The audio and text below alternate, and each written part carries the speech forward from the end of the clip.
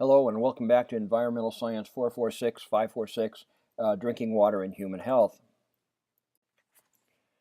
Today I'm going to cover Lecture 21. We're going to continue our discussion on organic compounds, specifically VOCs.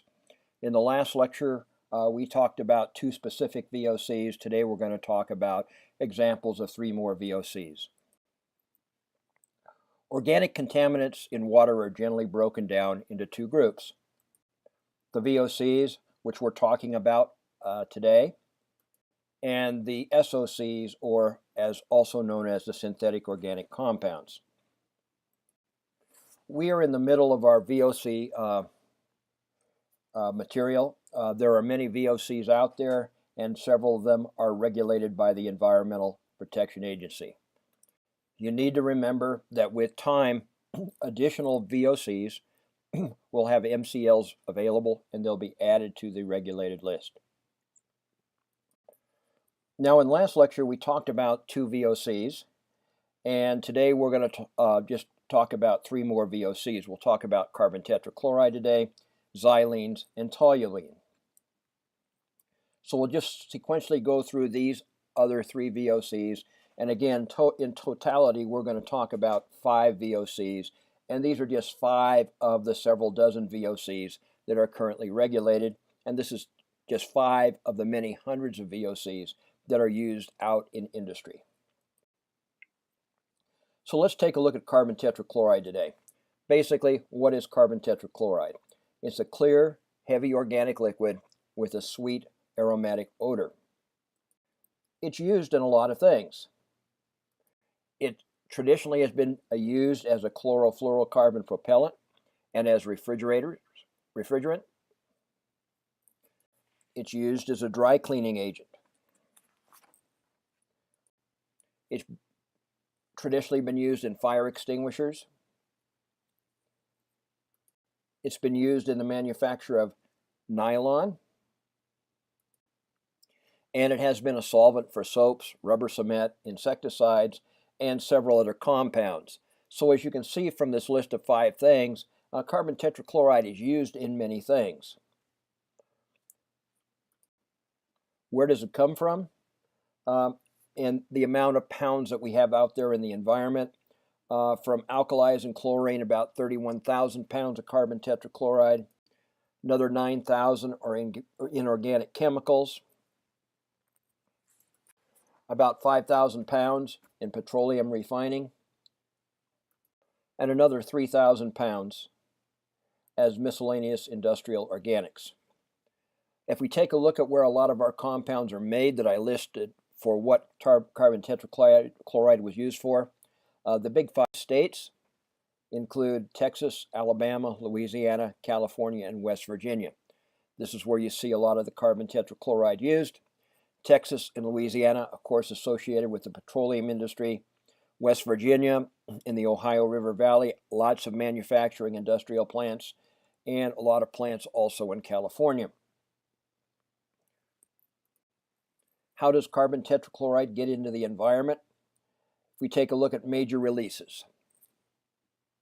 First of all, we have emissions into the soil. And secondly, we have emissions into the water. And how we get some of the carbon tetrachloride introduced into water would include through landfills, wastes that contain carbon tetrachloride, as leachates move through landfills and down through the liners. If they're broken, we could get water in the environment. We might see some carbon tetrachloride in wastewater generated by industries. So there are several ways that carbon tetrachloride can leak into the environment. Okay, so why should we be concerned about carbon tetrachloride? Well, EPA has a drinking water standard and an MCL. EPA would like to see an MCL goal of 0 parts per billion in all drinking water supplies. However, based on research, EPA has established an MCL of 5 parts per billion. So if the drinking water has less than 5 parts per billion, carbon tetrachloride is considered safe. If it's above 5 parts per billion, It has to be regulated in public water systems. So why do we have an MCL for carbon tetrachloride? What are the health effects? From the short-term effects, we may see damage to different organs. We may see damage to liver. We might see damage to kidneys. And we might see damage to the lungs. Now, these short-term effects have been seen in laboratory studies using animals, and again, they're extrapolated to maybe cause problems in humans. From a long-term standpoint, there are also potential impacts of contact with carbon tetrachloride, potential liver damage, and finally, under laboratory studies, carbon tetrachloride has been deemed a carcinogen, so it may cause cancer in humans when there is long-term exposure. Okay, we're going to go through the same process we did for the first two VOCs, what a public health system has to do. So carbon tetrachloride.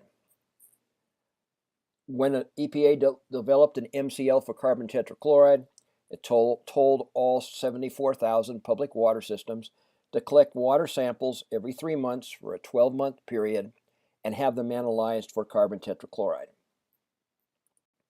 As with the other two VOCs we talked about in the last lecture, if carbon tetrachloride was present at levels less than 0.5 parts per billion, the drinking water source was deemed safe, and the public water system was not required to continue monitoring after that 12-month period.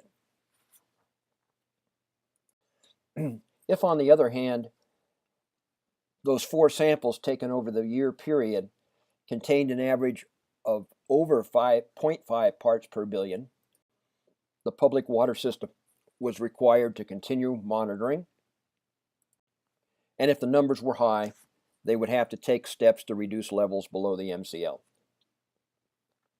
So if you had a public water system that had 0.7 parts per billion carbon tetrachloride in it, first of all, that water supply is deemed safe for consumption because 0.7 parts per billion is less than the MCL of 2 parts per billion. However, because they were above 0.5 parts per billion, that public water system has to continuously take samples to monitor for carbon tetrachloride. Now, if you get carbon tetrachloride in water at levels above 2 parts per billion, there exists a technology to remove it. The same technology we've been using for the other VOCs will work for carbon tetrachloride. Activated charcoal will absorb the carbon tetrachloride and take it out of the water. So the treatment technology we would use would be granular activated charcoal in combination with packed tower aeration. If levels exceed 5 parts per billion, the public must also be made aware of this. This is because of the 1996 amendment, which makes everything more transparent to the public. And if they're above 5 parts per billion, the public water system may be required to find alternate water supplies. Okay, let's take a look at fourth VOC. Let's look at xylenes. First of all, what are xylenes? First of all, they're a group of similar compound. Their major use is as a solvent, and xylenes are probably safer than benzene, which was the second VOC we talked about. So it's used as a solvent. It's also used in things that we use all the time. It's used in gasoline, it's used in plastics, and it's used in polyester fiber. So this group of xylene compounds is widely used by industry, and we see it widely in our lives. So if we take a look at where does the xylene that would get into the environment come from? Textile finishing, about 287,000 pounds of xylene. Petroleum refining, another 132,000 pounds. Industrial chemicals, another 96,000 pounds of xylenes. And finishing cotton fabrics, another 68,000 pounds. Now, there's a lot of textile manufacture in the United States, a lot of petroleum refining. So we find xylenes used all over the country. But in particular, we have a few states that have industries that use a lot of xylene. New Jersey, Georgia, Virginia, Alabama, Texas, and even Washington State. So we do have localized areas within the country where you would expect to find small levels of xylenes in the environment and maybe in our water. So how is xylene released into the environment? First of all, there can be emissions into the air, but again, we are more interested in emissions to our water supply. In the manufacture of many of these compounds, leaks or spills during the transport of xylenes may be a problem. Since xylenes are present in gasoline, if there's a problem with storage of gasoline and other fuels and they leak, they might leak into groundwater. So there's several ways we can get xylenes in the environment, which will eventually end up in the water supply. Consequently, EPA has established an MCL for xylenes. EPA has an MCL goal of 10 parts per million xylene in drinking water. Our MCL right now is 10 parts per million. Our goal and our current part per million MCL standard is 10 parts per million. This is a quantity that's much higher than the other three VOCs we've talked about, which have standards in parts per billion. Here we're in parts per million. So why do we regulate xylenes? What are the health effects of xylenes? In the short term, we may see the disturbance of cognitive abilities.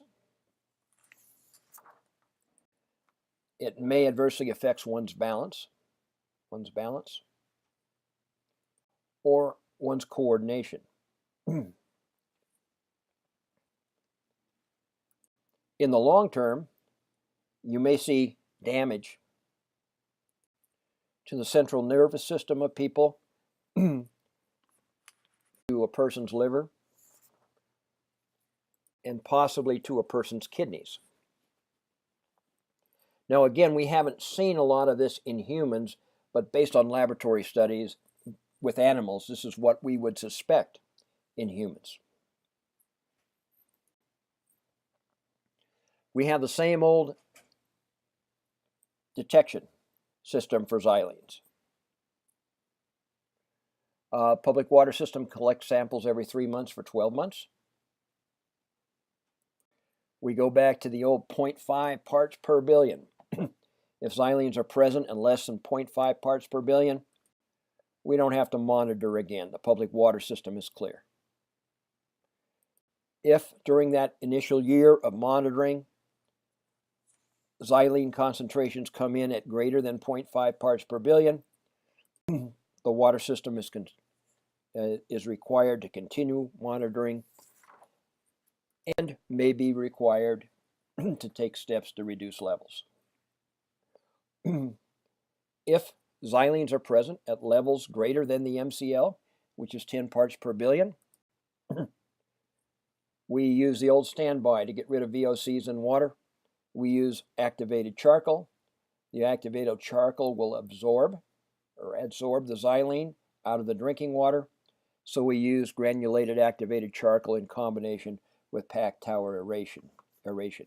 And again, we'll spend some time talking about this removal process. So it appears that VOCs can be taken out of drinking water with activated charcoal. Okay, and finally, let's take a look at our last VOC. Let's take a look at toluene. Toluene is an organic liquid with a sweet benzene-like odor. It's used in the manufacture of several things. It's used in the manufacture of benzene. It's used in the manufacture of urethane.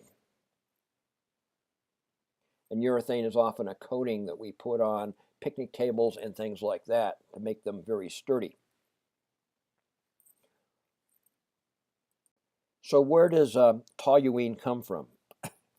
It's used in medicinals and botanicals, about 310,000 pounds. It's used in petroleum refining, another 230,000 pounds. It's used in the manufacture of major miscellaneous industrial chemicals. It's used in the manufacture of plastics and resins at the rate of about 60,000 pounds a year. Petroleum and coal products, another 40,000 pounds of toluene. And wood home furniture, people treating home furniture with urethane, another 30,000 pounds. So toluene is a widely used organic chemical that happens to be a VOC. And if we wanted to take a look at where the hot spots are in the country, where toluene is used, we would see states like Connecticut, the Ohio River Valley in West Virginia, Texas, of course, associated with the petroleum industry, and South Carolina.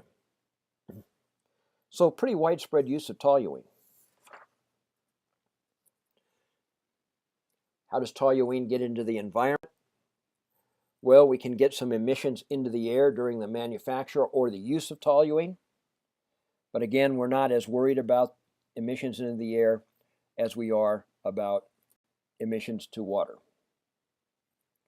We get toluene in water from spills during the transport and disposal of toluene. We get toluene into water supplies because of leakage of toluene while it's stored. So it's often associated with the industry that uses it. The Environmental Protection Agency has a drinking water standard for toluene. It has an MCL goal of 1 part per million and a current MCL of 1 part per million.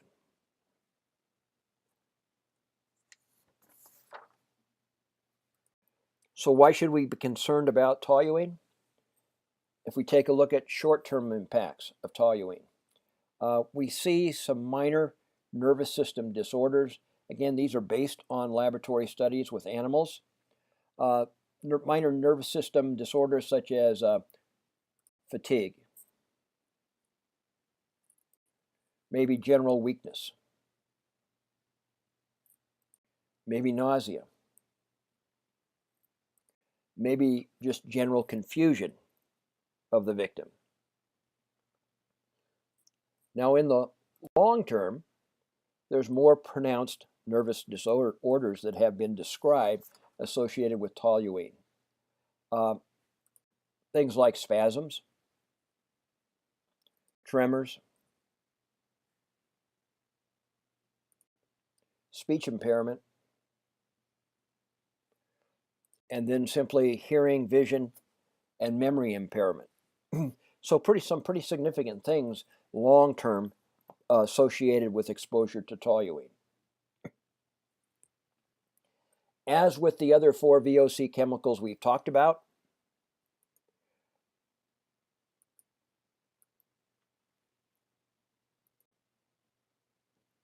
as far as detecting in drinking water, when the standard was set by EPA, all 74,000 public water systems in the country were required to collect water samples every 3 months for a 12-month period. And if toluene was present at levels of less than 0.5 parts per billion, again, if toluene was present at less than 0.5 parts per billion, the water is considered safe from toluene, and the public water system did not have to monitor again. If, however, toluene was present at concentrations above 0.5 parts per billion in those 4 samplings during that year period, the public water system was required to continue monitoring their drinking water on a regular basis for toluene and possibly take steps to reduce toluene levels if the toluene levels were approaching that 1 part per million MCL.